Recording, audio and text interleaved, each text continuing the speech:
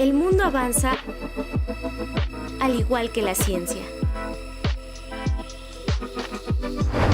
Y se transforma al igual que la tecnología.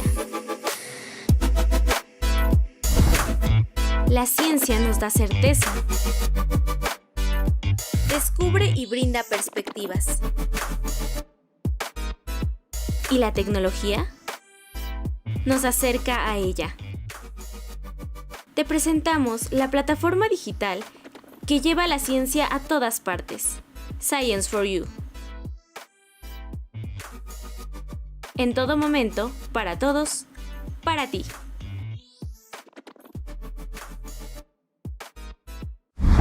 Hola, muy buenas tardes, muy buenos días y muy buenas noches a todos nuestros oyentes y espectadores de el podcast de Science for You.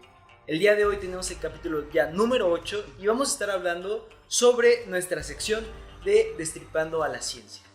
El día de hoy les traemos una película bastante interesante que es la película de Código Enigma. Vamos a estar analizándola, hablando sobre ella y aparte hablando sobre algunos datos históricos de la vida de Alan Turing, que es nuestro protagonista en esta gran película. El día de hoy va a estar apoyándome mi gran amigo y compañero Alex para poder estar hablando un poquito más sobre la película en cuestión. Hola Alex, ¿cómo estás? Bastante bien, Iván, ¿y tú? Todo muy bien, muchísimas gracias. Eso me alegra mucho y bastante emocionado de poder hablar de otro episodio de Destripando la Ciencia. Le tenía muchas ganas a esta película. Claro, totalmente, yo también, realmente se me hace una película muy padre, una película llena de drama, de acción, de victoria, satisfacción, pero a la vez también algo de tristeza. Vamos a hablar un poquito más de ella. Adelante. Pues bueno, vamos a hablar sobre un poco de la sinapsis de esta película. Primeramente, quiero remontarme a que la película trata, ¿cuál es el objetivo principal?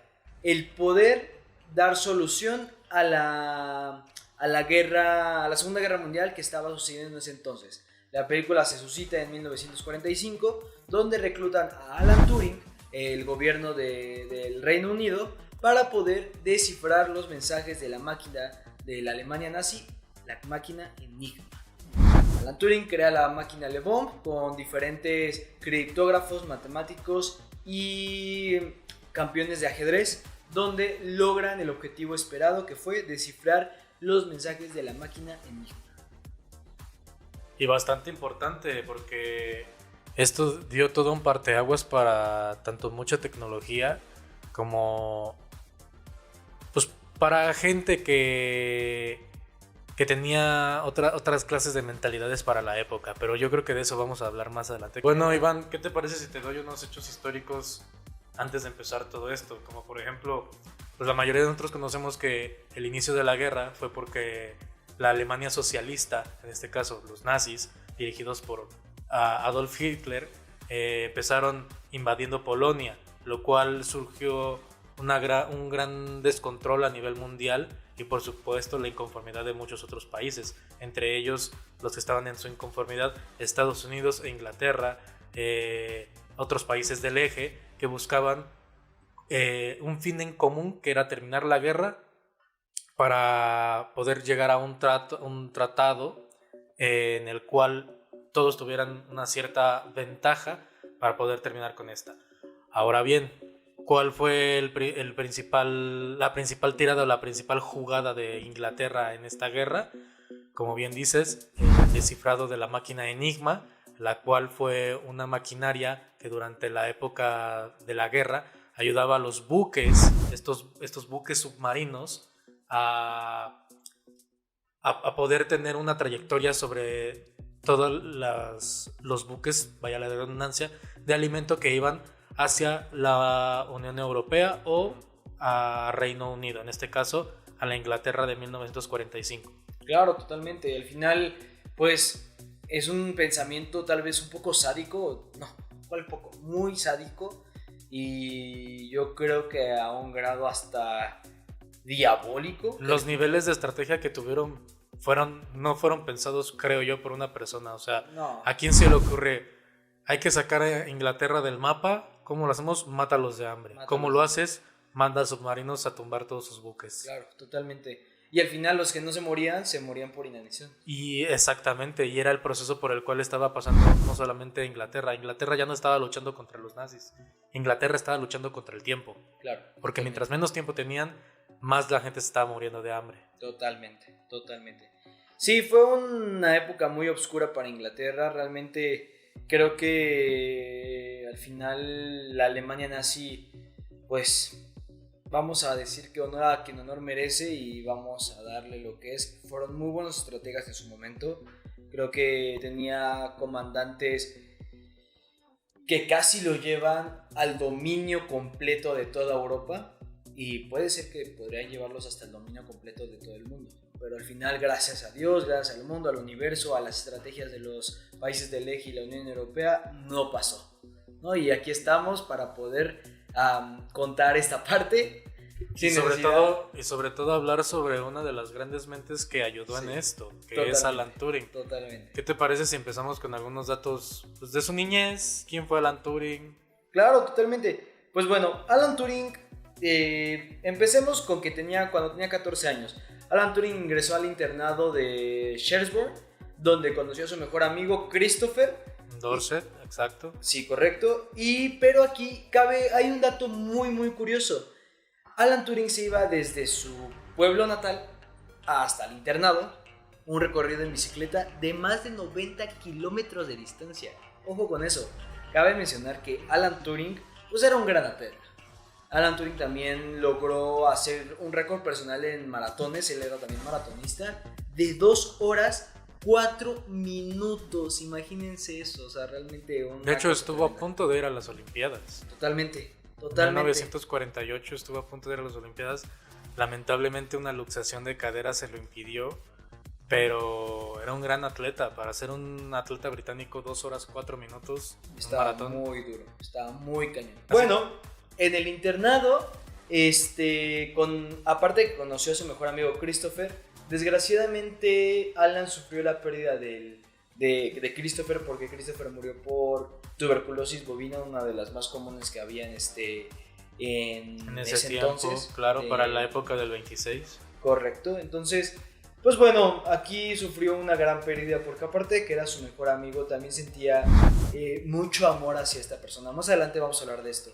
Pero al final Alan Turing tenía un profundo enamoramiento por lo que era Christopher. De hecho, un dato curioso que no sé si sepas, por esta pérdida en específico, fue que Alan Turing tuvo una devastación emocional, personal, que no supo guiar. En esos tiempos, imagino que era muy poco común la salud mental, pero por esta pérdida provocó que se replanteara de nuevo su fe y se convirtió en una persona atea. Correcto, totalmente, pues afortunadamente el día de hoy ya tenemos muchos psicólogos, muchos terapeutas que nos pueden ayudar a la salud mental, pero desgraciadamente en ese entonces Alan Turing sufrió esta pérdida y no hubo quien pudiera ayudarle para superar la pérdida de su mejor amigo. Y se notó con el tiempo, ya que se volvió una persona tímida. De repente cuentan que tenía un leve tartamudeo al hablar cuando se ponía nervioso. Pero a la vez también era una persona con un buen sentido del humor. O sea, no era difícil ser amigo de Alan Turing. Si bien en la película lo pintan como una persona alzada, egocéntrica. No, como una persona como que no se relacionaba con nadie porque no le gustaba a la gente, porque no creía que podía relacionarse con estas personas, o así lo pintan. Si bien Alan Turing sí tenía a sus amigos dentro del mismo programa de investigación, que era Hugh Alexander, que eran los diferentes criptógrafos matemáticos que había dentro del mismo programa para el desciframiento de los códigos de la máquina Enigma. O la misma John Clerk. La misma John Clerk. Al final Alan Turing, si bien hoy en día lo categorizan también como una persona que tenía ciertos rasgos de autismo, sí era una persona que podía tener ciertas amistades, no como lo pintan dentro de la misma película, ¿no? Que te voy a decir una cosa, si hubiera sido una persona autista, puede que estemos bajo la influencia de la información de una de las personas con autismo más importantes de todos los tiempos. Lamentablemente no tenemos ese dato. Correcto, correcto. Al final, pues, son meras, podríamos decir, especulaciones, porque, pues bueno, tiene rasgos, más no era una persona completamente autista. Sabemos cómo es una persona autista, ¿no? Una persona que no se relaciona, una persona que puede llegar a tener ciertos ataques de ira, de nervios, de manías. Entonces, bueno, o sea, una persona autista puede sufrir muchas cosas que al final Alan Turing no tenía, o por lo menos no lo describen de esa manera en su bibliografía, ¿no? Tal cual. Bueno, posteriormente, como tú mencionabas a John Clark, que John Clark era, pues, si bien no era su mejor amiga, sí era una persona demasiado cercana a lo que era Alan Turing, al grado de proponerle matrimonio. Imagínense con eso. Era su mano derecha prácticamente en esto Totalmente. del desciframiento del código Enigma. Trabajaba como criptóloga junto a él, a pesar de que en esa época era muy poco visto a una mujer pues con algún puesto superior al de una secretaria o puestos que hoy en día son completamente absurdos que sean únicamente para mujeres. Correcto, totalmente. Al final, en la época que vivió esta Clark fue wow. O sea, ella afrontó todas las adversidades, todos los problemas, los superó y se convirtió en una de las personas más importantes para ganar la Segunda Guerra Mundial. De hecho, cabe mencionar que sin la ayuda de Clark, Alan Turing no hubiera podido, o tal vez hubiera tardado mucho más en descifrar los códigos de la máquina Enigma. Imagínense. O sea, John Clark era una persona brillante y era gran amiga de Alan Turing hasta el día del suicidio de Alan Turing. Lamentable ese hecho. Sí, totalmente. Y para poder abordar ese hecho tenemos que regresarnos un poco a lo que fue su homosexualidad y cuándo fue que salió a la luz. Lamentablemente, para la mala suerte de Turing, él denunció a la policía un robo que había tenido lugar en su casa. Sí. Y durante esa misma investigación se demostró que el cómplice del ladrón, Arnold Murray, era amante de Alan Turing. Sí. Lo cual esta persona aprovechó para, ya que iba a su vivienda y era, pues eso mismo, su amante, digamos, me imagino, estoy aquí pensando que tal vez lo que hizo fue que se aprendió los horarios en los cuales estaba y cuáles no estaba Turing para poder aprovecharse de él y robarle de su vivienda.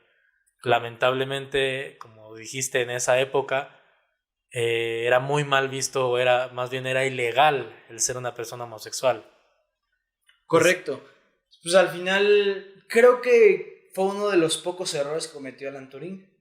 Fue porque llegó la policía, llegaron los investigadores, los detectives, y Alan Turing, al ver que llegaban los detectives, bueno, esto pasa también en la película, pues prácticamente los manda por un tubo.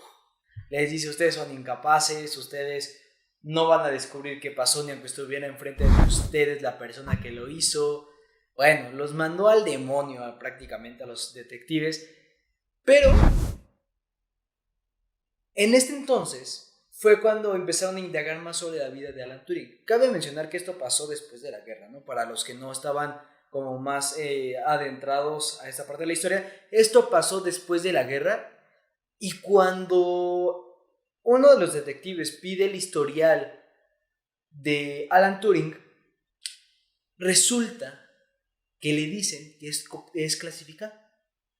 No se lo dan hasta que haya una orden directa por un superior. Obtiene la orden directa, le dan el archivo y ¿qué creen? El archivo estaba vacío. No había nada. Claramente porque al final el proyecto era ultra secreto. El proyecto del desciframiento de los códigos de la máquina Enigma era muy secreto, al grado de que ni siquiera había un archivo historial de Alan Turing. Efectivamente, todo esto, por lo que bien dices, que fue digamos, el parteaguas a todo el término de la guerra. ¿Cuál fue el principal sacrificio que hizo la corona o la Gran Bretaña de esa época?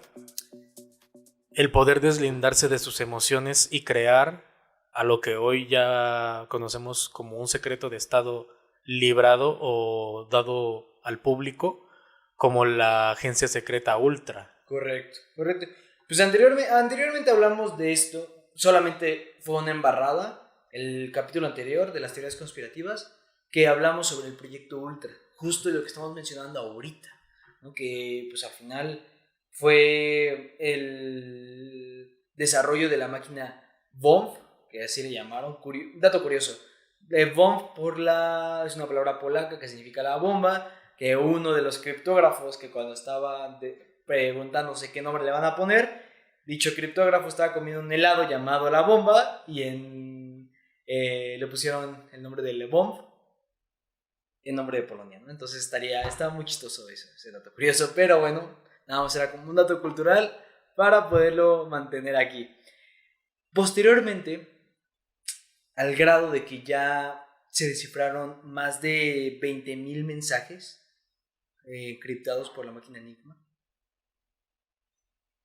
El exministro... El código que ocupaban los nazis fue descifrado durante la Segunda Guerra Mundial, y fue lo que le dio parteaguas al término de la misma. Correcto. Como los datos que nos dan. Correcto, totalmente. Y es algo muy importante esto porque al final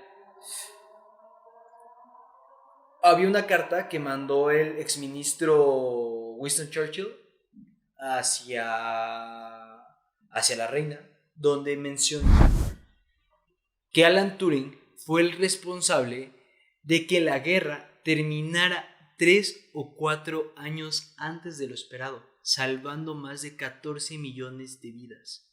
Alan Turing fue responsable de salvar más de 14 millones de vidas. Imagínense eso.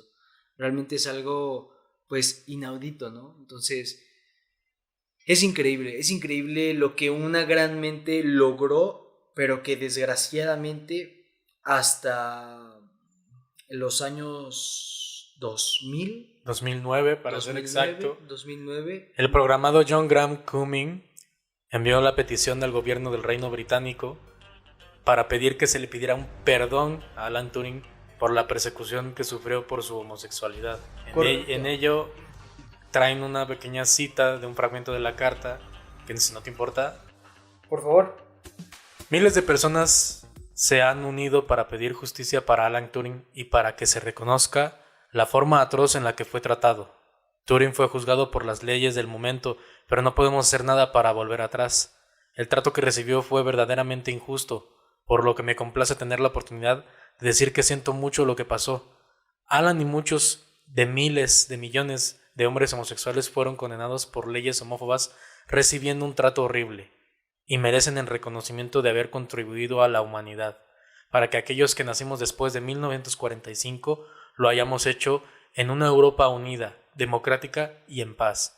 Así que, en nombre del gobierno británico y de todos los que hoy viven gracias al trabajo de Alan, tengo que decir, lo sentimos mucho, te merecías algo mejor.